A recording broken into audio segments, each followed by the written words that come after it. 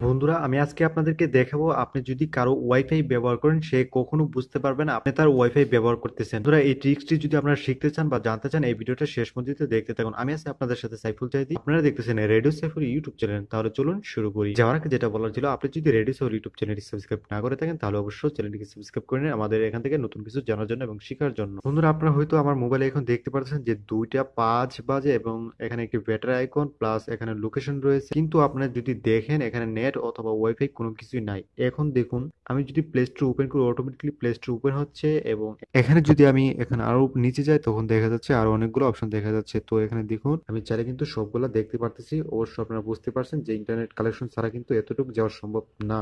এখন এটা কথা হলো, আপনার মোবাইলটা কেউ যদি হাতে নেয় কেউ বুঝতে পারবে না আপনার মোবাইলে ইন্টারনেট অথবা ওয়াইফাই কানেকশন আছে।